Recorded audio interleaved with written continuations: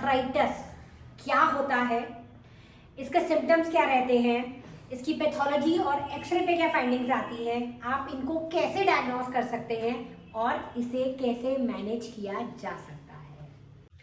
Osteoarthritis जोड़ों के inflammation को कहते हैं, जो एज के साथ, वियर एंड टियर के साथ डीजनरेशन होती है, उसको ऑस्टियोआर्थराइटिस कहा जाता है।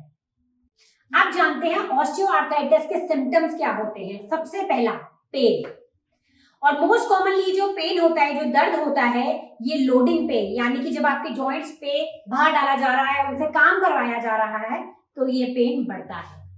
दूसरा होता है स्वेलिंग, यानी कि उनमें सूजन आने के चांसेस होते हैं एज द स्टेज प्रोग्रेसेस, जैसे जैसे इसकी प्रोग्रेशन होती है।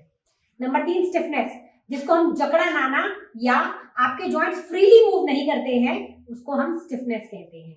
Next is reduced range of motion, यानी कि आप कंप्लीट अपने घुटने को ना या जॉइंट को आप ना पूरा मोड़ सकते हैं, ना उसको पूरा सीधा कर सकते हैं, तो जो आपकी रेंज है, जो आपकी मोशन है आपके जॉइंट की, वो रिस्ट्रिक्टेड है। नेक्स्ट, बहुत सारे केसेस में क्रेपिटस होता है, यानी कि आप जब जॉइंट्स को मूव करते हैं तो टक टक टक आवाज आती है। अब हम जैसे कि क्लासिकली अगर हम खाली नी ऑस्टियोआर्थराइटिस की बात करें, तो उस केस में वैडलिंग गेट, यानी कि आप देखेंगे पेशेंट जो होता है वो बतख की तरह वैडल करके चलता है। तो जो नी ऑस्टियोआर्थराइटिस का कॉमन सिम्टम होता है वो वैडलिंग गेट भी होता है। और डिफॉर्मिटीज, यानी कि जो आपकी टांगे हैं उनकी शेप अलग हो जाएगी। क्या कभी कभी आप देखेंगे लोगों की बो शेप की लेग्स हो जाती हैं, नॉक नीज हो जाते हैं। Deformity is also a symptom in knee osteoarthritis.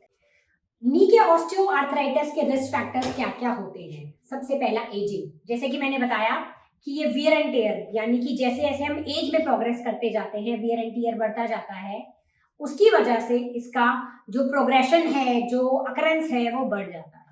Number 2 genetics, अगर आपकी फैमिली हिस्ट्री है of osteoarthritis, that also contributes to its occurrence and progression. Number 3 injury, अगर आपका कभी फ्रैक्चर हुआ है जो कि जॉइंट लाइन के पास रहा है, या जॉइंट के आसपास जो हड्डियां जिसको जॉइंट बनाती हैं उनका रहा है, तो वो आपकी जॉइंट लाइन को डिसरप्ट कर देता है, जिसकी वजह से लेटर स्टेजेस में वो जल्दी ही ऑस्टियोआर्थराइटिस में बदल जाता है। इवन की मेनिस्कस टियर, अगर आपके नी जॉइंट में एक मेनिस्कस लिगामेंट होता है, उसकी इंजरी हो जाए, या अगर आपकी कभी उसको रिपेयर के लिए मेनिसेक्टमी हो जाए, तो जो नी ऑस्टियोआर्थराइटिस के चांसेस हैं वो बढ़ जाते हैं। फिर आता है ओवरयूज, जैसे लेबर्स वगैरह होती हैं जिनका बहुत ज्यादा वॉकिंग, क्लाइंबिंग स्टेयर्स का एक्टिविटी होता है, ओवरयूज की वजह से भी ऑस्टियोआर्थराइटिस जो है नी का, वो हाईली प्रेवलेंट हो जाता है। एक और रिस्क फैक्टर है जो आजकल हम बहुत कॉमनली देख रहे हैं, वो है अंडर यूज, यानी कि अगर आप अपने घुटने को कम इस्तेमाल करते हैं, जैसे कि आजकल के सेडेंटरी लाइफस्टाइल में देखा जाता है कि हम लोग सारा दिन बैठने की जॉब्स हैं, कंप्यूटर पे, लैपटॉप पे काम कर रहे हैं, और आप अपने जॉइंट्स को रेगुलर यूज में नहीं ला रहे हैं, तो उस केस में भी आपके जो जॉइंट की लुब्रिकेशन इफेक्टेड होती है और ऑस्टियोआर्थराइटिस के चांसेस हायर हो जाते हैं। And last but not the least, women is more affected gender as compared to men. अब आते हैं इसका डायग्नोसिस कैसे किया जाए। सबसे पहला क्लिनिकल एग्जामिनेशन करके आप इसका डायग्नोसिस कर सकते हैं। कोई भी जो मेडिकल आपका सपोर्ट प्रोवाइडर है, चाहे आपके डॉक्टर्स हैं, आपके फिजियोस हैं, वो आपको एग्जामिनेशन कर सकते हैं, जिसमें आपका पेन, आपकी जॉइंट लाइन टेंडर हो सकती है। And a good clinical examination can reveal कि आप ऑस्टियोआर्थराइटिस से शिकार हो गए हैं। Second could be radiological examination, जिसके अंदर एक्सरे और एमआरआई आते हैं। एक्सरेज के अंदर बहुत सारे चेंजेस होते हैं, जैसे कि जॉइंट स्पेस रिड्यूस होना, स्पर बनना, जो कार्टिलेज के नीचे की बोन है वो इफेक्टेड होना, जिसको हम लोग सबकॉन्ट्रल सिस्ट कहते हैं, वो होना, ये सब चेंजेस आएंगे। और डॉक्टर बहुत कॉमनली एक वर्ड यूज करते हैं कि आपके घुटनों में गैप आ गया है। तो जी ये गैप आता नहीं है, ये जो जॉइंट स्पेस है ये कम हो जाती है, एंड मिस नॉर्मल इसको प्रोनाउंस किया जाता है दैट जॉइंट्स में गैप आ गया है। And MRIs could be diagnostically more specific, कि वो आपके जो जो क्लिनिकल चेंजेस आए हैं उनको स्पेसिफिकली बता पाएंगे डिटेल इमेजेस के साथ कि ऑस्टियोआर्थराइटिस किस स्टेज में है, हम कहाँ पहुंचे हैं, क्या क्या चेंजेस आ चुके हैं। So this could be revealed by an MRI examination. अब हम बात करेंगे कि ऑस्टियोआर्थराइटिस के नी का ग्रेडिंग सिस्टम क्या होता है।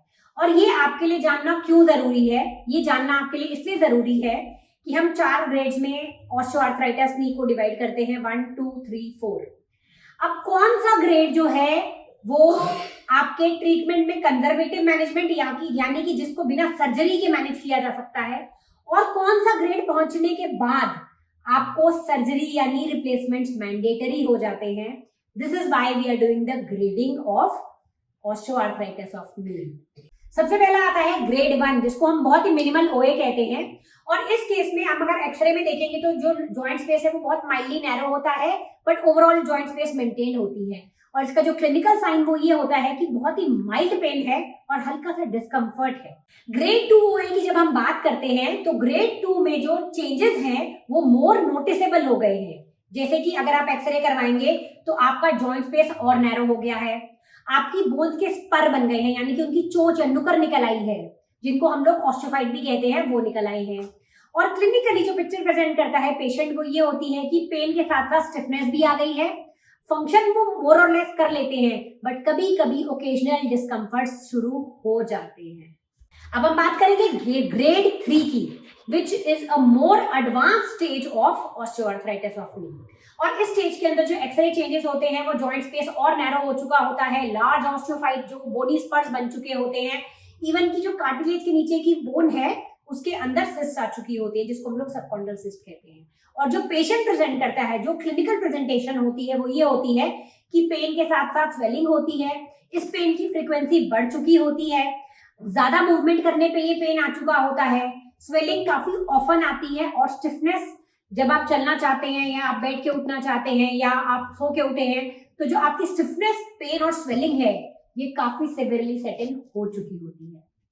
4th ग्रेड जो ओए का होता है उसमें काफी सिवियरली आपका जॉइंट जो है वो डैमेज हो चुका होता है, उसका जॉइंट स्पेस कम हो चुका होता है, द ऑस्टियोफाइट्स इतने सिवियर होते हैं and it's a bad busted joint. Now coming to clinical picture, patient की जो डिपेंडेंसी होती है वो उसकी मेडिसिन पे या पेन किलर्स पे बढ़ चुकी होती है, उनके लिए अपने डेली मर्रा की एक्टिविटी भी काफी पेनफुल हो चुकी होती है, and this stage calls for surgical intervention. हम लोग जब बात करते हैं नी रिप्लेसमेंट्स की तो ग्रेड 4 वो स्टेज होता है जब आप नी रिप्लेसमेंट के लिए आपका घुटना तैयार है। Of course there are many other conditions जिनको साथ में कंसिडर किया जाता है कि उनका बीपी शुगर कैसा है, वेट कैसा है, इन सबको कंसिडर करके ही हम सर्जरी प्लान करते हैं, but the main requisite is grade 4 ओए और इसके साथ साथ डिफॉर्मिटी सेट इन होना, यानी कि आपकी जो लेग्स होती हैं कभी वो बो शेप की हो चुकी होती हैं, कभी वो नॉक नीज हो चुकी होती हैं। These are the requisites for a surgical intervention. और जो ग्रेड 2 और 3 होते हैं यहां तक ही कंजर्वेटिव मैनेजमेंट आपको सपोर्ट कर सकती है। याद रखेंगे हम कि जो ओए है वो एक नेचुरल एजिंग है ऑस्टियोआर्थराइटिस, हम इसके प्रोग्रेशन को सिर्फ डिले कर सकते हैं, हम इसको रोक नहीं सकते। अब हम आते हैं ऑस्टियोआर्थराइटिस नी के मैनेजमेंट पर या ट्रीटमेंट पर। आप बहुत सारी चीजों से इसको मैनेज कर सकते हैं, जैसे कि पेन किलर्स आपको डॉक्टर्स दे सकते हैं जिससे आपके पेन, स्वेलिंग, इन्फ्लेमेशन को कंट्रोल किया जा सकता है। ग्लूकोजामिन या फिर जॉइंट सप्लीमेंट जिनको हम कार्टिलेज बिल्डिंग ड्रग्स कहते हैं कि वो आपके कार्टिलेज को बनाने में मदद करती हैं। कोलाजन सप्लीमेंट दिए जा सकते हैं ताकि आपके कार्टिलेज की जॉइंट हेल्थ अच्छी रहे। उसके अलावा हम लोग टॉपिकल ट्रीटमेंट दे सकते हैं, जैसे कि आप लोगों को बहुत सारे सुना होगा तेल आते हैं, ऑइंटमेंट्स आती हैं जिनको आप लोकली अप्लाई करके रिलीफ पा सकते हैं।